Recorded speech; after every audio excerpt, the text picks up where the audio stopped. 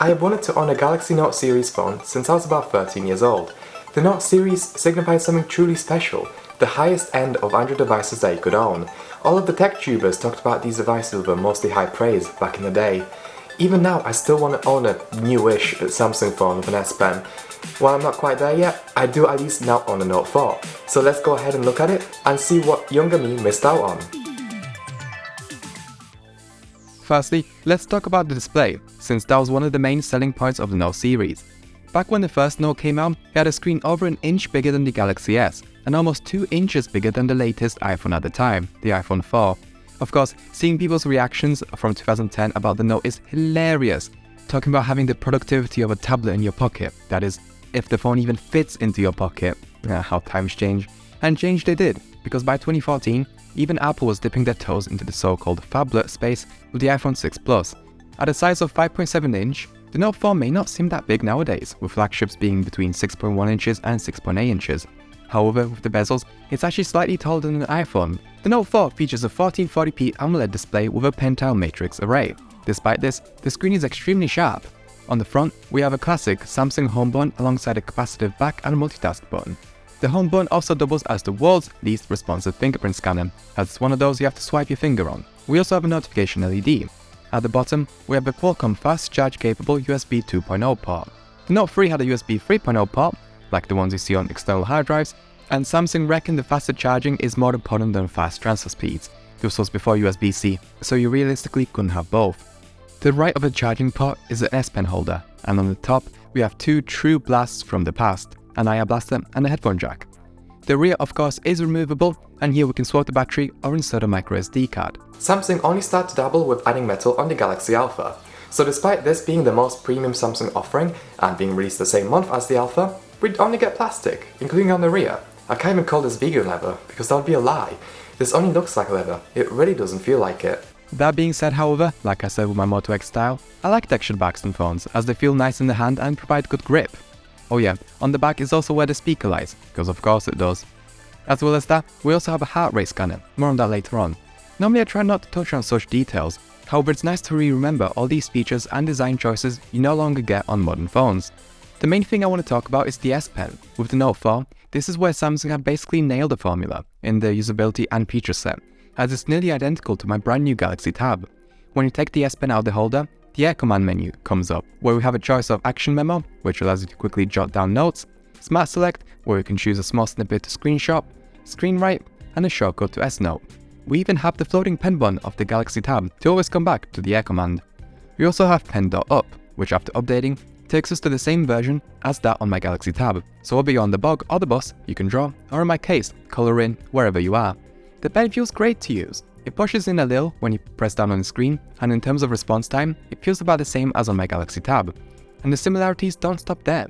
The stylus isn't Bluetooth enabled, so you can't use it as a remote shutter, and the button has to be pressed when the stylus is very close to the screen. When you take out the stylus when the display is off, you can quickly write down a note, which I think is the best thing about the S Pen, as I'm someone who does like to jot down quick notes. Multitasking is another thing that fundamentally is the same as on my Galaxy Tab. On the Note 4, you can have an app open on the top and on the bottom, and then you can have apps float above in a window. You can drag and drop content between each app using your finger. Again, if it works, there is no reason to change it 8+ years later. Though One UI has minor improvements, like letting you make app pairs to quickly open 2 apps at once, for example. TouchWiz also has some pen-based features, like when you hover on a picture, you get a bigger pop-up and some quick shortcuts, and when hovering on the top or the bottom of the display, you can scroll on websites. It also has handwriting recognition. Let's talk about other hardware features. The IR Blaster was a funny thing back in the day. The remote app that originally came with this and other Samsung phones turned into the Peel remote app, which I remember being much worse. Now that the app doesn't work, you have to rely on third-party app-ridden janky apps, but they do work at least. In terms of the headphone jack, the Note 4 sounds great. Like the Galaxy Tab, it's preferable to use Power Amp since it overrides Android default audio and enables high-res output, which I found to subjectively improve audio quality even when listening to just CD quality FLACs, though this could be a placebo. I even used TouchWiz since the aforementioned S4 Mini, and I remember hating the skin then. However now, I actually don't mind it. It's definitely not the best skin in the world. One thing I dislike is how many bundled in apps there are that I cannot delete, even if it's cool that Flipboard still works. But on the whole, I don't remember as to why so many people hate TouchWiz. I guess performance and bloat was one reason why, but but the skin looks clean and elegant for the most part, and it's not filled to the brim with gimmicks. In fact, it feels rather basic compared to modern One UI, though I know that the Note 3 was particularly bad for gimmicks. One feature that I like is private mode. When enabled, you can see all of your private content. However, as soon as you press the button again, all your secret photos and documents disappear, and these are secured by your fingerprint, even if you don't have fingerprint unlock on the lock screen. The S Health suite is here. The phone has a built-in pedometer that works with the app to give you an accurate step counter, and it has a heart rate scanner on the back. This brings me back to the S7 days. Yeah, I don't know what I'm doing wrong, but I just can't get it to scan my heart rate. The sensor doesn't seem damaged, and even on my S7 it was finicky. Heck, even most smartwatches can be a little jumpy in terms of accuracy. I don't know, maybe it's a me issue. The camera is where most of the gimmicks hide, like slow motion, that seems to be 30 FPS, slowed down to 15 FPS. Best shot is kind of cool, let's pick a better shot after the fact, kind of like live photos, including the megapixel drop. However, it only takes these after you press the shutter button, not before, so a quick photo now takes multiple seconds to shoot. I like the ability to take a picture from both the front and the rear facing camera. It's something I missed from modern phones until BeReal came out, and now Instagram and Snapchat have copied the feature over.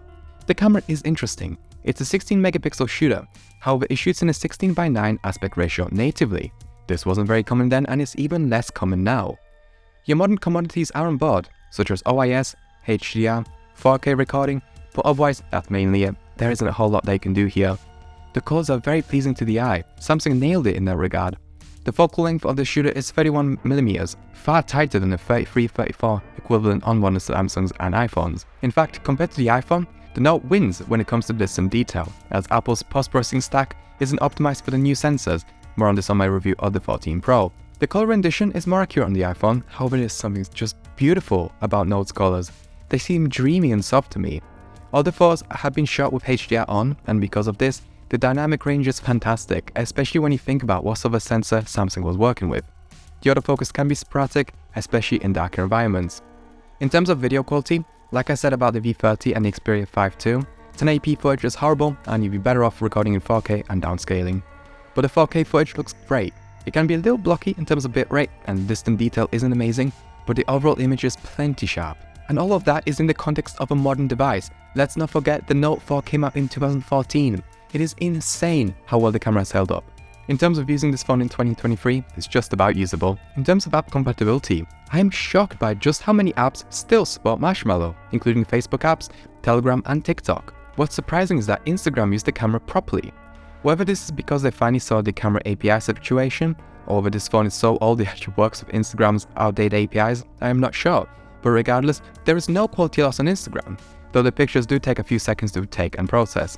I struggle immensely with the Moto X style when it came to the same workload, so I'm not sure what gives here, but I am proud of the Note 4 for still holding up over 8 years after its release. Would I want to use it on a daily basis? God no, but it's fantastic to see a phone that isn't pure e-waste. Furthermore, thanks to the somewhat active community, there was an Android 11 port that you can install in the Snapdragon 805, as well as the Samsung Experience UX port from the Note 7. I may install this later, though that's out of the scope of this rather long video. I may also keep this phone stock for the novelty of old TouchWiz. I finally met my hero. It's so cool to be able to touch the past, remember what Samsung phones were like back in the day. I had the S4 Mini, so using the Note 4 brought back a lot of memories of my teenagehood and of TouchWiz. Anyway, thank you so much for watching, and I hope to see you for the next one. If you've enjoyed this video, please hit subscribe so you stay notified about my new upcoming videos.